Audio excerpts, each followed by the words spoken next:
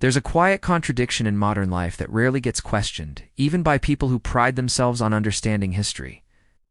We have access to the most advanced bedding ever produced, engineered fabrics, temperature-regulating foams, precision-built mattresses, and yet, the moment the power goes out or the heating fails, many people find themselves unprepared for a single cold night. Meanwhile, generations before us endured winters that were longer, harsher, and far less forgiving, with nothing but simple materials and hard-earned knowledge. They didn't just survive those nights, they mastered them. And that raises a serious question worth your attention. What did they understand about warmth that we've completely forgotten?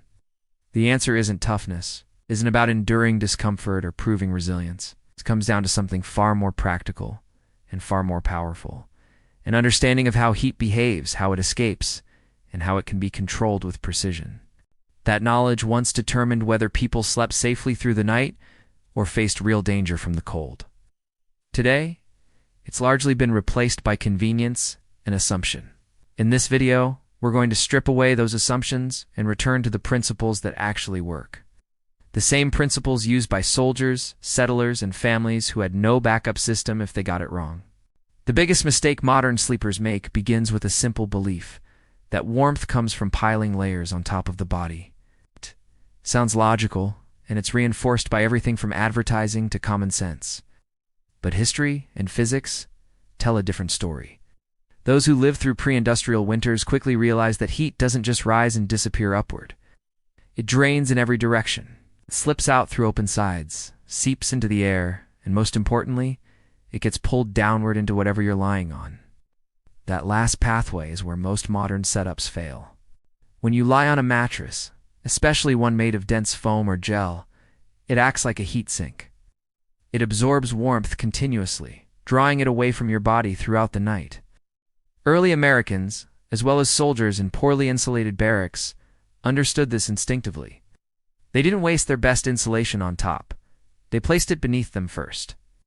A dense wool layer under the body created a barrier that slowed heat transfer into the surface below.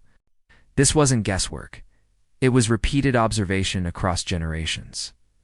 Even in military doctrine during major 20th century conflicts, insulating the ground was always treated as the first priority in cold weather survival. Once that principle is understood, the rest of the system starts to make sense. Warmth isn't about thickness, it's about control. Specifically, control over air.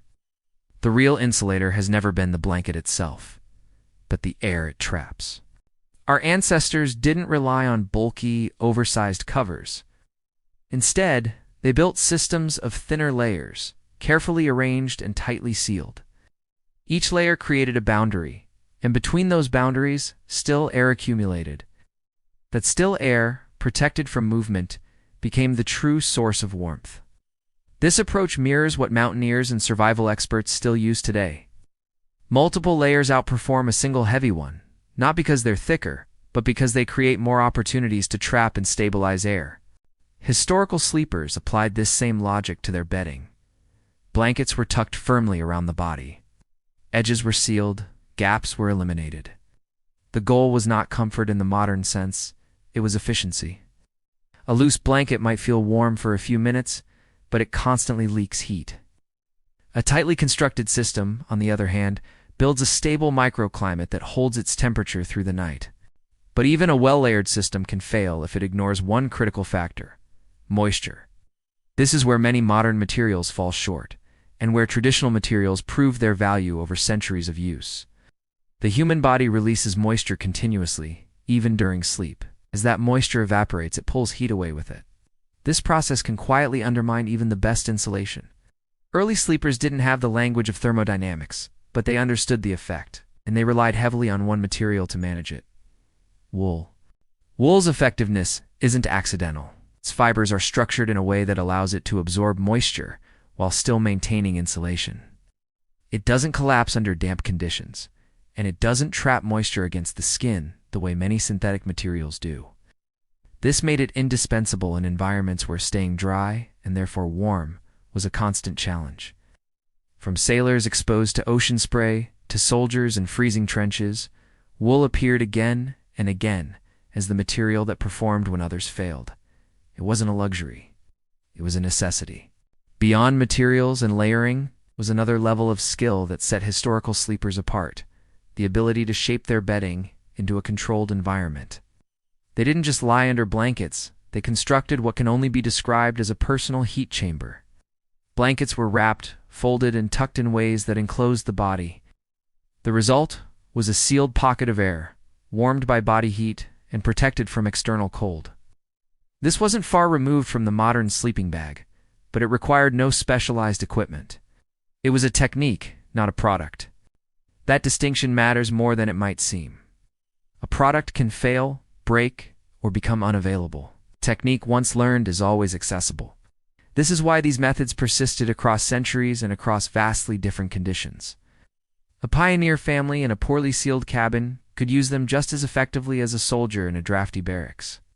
The environment didn't change the principle, it only made its importance more obvious. Another key difference between past and present lies in how materials were combined. Today, bedding is often sold as a matching set, designed for visual appeal and uniformity. Historically, that idea would have made little sense. Different materials served different roles, and combining them strategically produced better results than relying on a single type. Cotton, for example, provided comfort and helped manage surface moisture. Wool added insulation and retained warmth under damp conditions. Heavier outer layers stabilized the system and prevented heat from escaping. This approach created a kind of thermal balance. Each layer compensated for the limitations of the others. It wasn't about finding a perfect blanket, it was about building a system where everything worked together. That mindset stands in sharp contrast to the modern emphasis on convenience and simplicity. It also explains why older methods often outperform newer ones when conditions become challenging. The relevance of this knowledge hasn't faded. If anything, it has become more important. Power outages, extreme weather events, and infrastructure failures are no longer rare occurrences. When heating systems stop working, the difference between discomfort and real risk can come down to how well you understand these principles.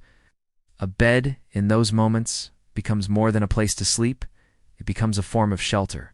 For those who lived through harsher conditions, that perspective was never optional. It shaped how they approached every aspect of daily life. Bedding wasn't chosen for comfort alone. It was designed, arranged, and used with intention. Every decision had a purpose, and every layer played a role. That level of awareness is what allowed them to thrive in environments that would challenge most people today. So why did this knowledge disappear? The answer lies in convenience. As central heating became widespread, the need to understand heat loss diminished. People no longer had to think about drafts, moisture, or insulation. Comfort became something that could be purchased and controlled with a thermostat. Over time, the underlying principles were forgotten. What replaced them was a simplified idea of warmth zone that focused on products rather than systems. But the original knowledge never stopped being valid. It simply became less visible. It remained in historical records, in military training, and in the practices of those who still relied on it out of necessity. Now, as conditions become less predictable, that knowledge is resurfacing for a reason. The most important takeaway is this: warmth is not something you buy, it's something you create. It comes from understanding how heat moves, how air behaves, and how materials interact with both. When those elements are managed correctly, even simple resources can produce remarkable results. When they're ignored, even the most advanced products can fall short. This isn't about rejecting modern comforts. It's about recognizing their limitations and supplementing them with something far more reliable: knowledge. The kind of knowledge that doesn't depend on electricity, supply chains, or perfect conditions. The kind that can be applied anywhere, at any time, with whatever you have available. If there's one thing history makes clear, it's that survival often depends on small details done well. The way a blanket is placed, the way a layer is sealed, the choice of material. These are not minor considerations. They're the difference between losing heat and keeping it, between discomfort and security. Take these principles seriously. Test them for yourself. Pay attention to what changes when you adjust, not just what you use, but how you use it. Because once you understand the system, you stop relying on guesswork. You start making deliberate choices that produce consistent results. That's the real advantage our ancestors had. Not better equipment, but better understanding. They worked with less, but they used it with precision. It's a lesson worth carrying forward. If you found this valuable, subscribe to the channel and share this with someone who takes both history and real-world preparedness seriously. There's more forgotten knowledge like this, and it's worth bringing back.